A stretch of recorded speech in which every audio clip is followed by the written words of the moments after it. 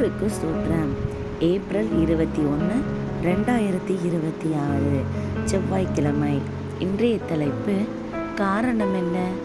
வேதவசனம் சொல்லுகிறது, அசுத்த ஆவியே இந்த மனுஷனை விட்டு புறப்பட்டு போ என்று இயேசு சொல்லியிருந்தார். மார்க் 5:8.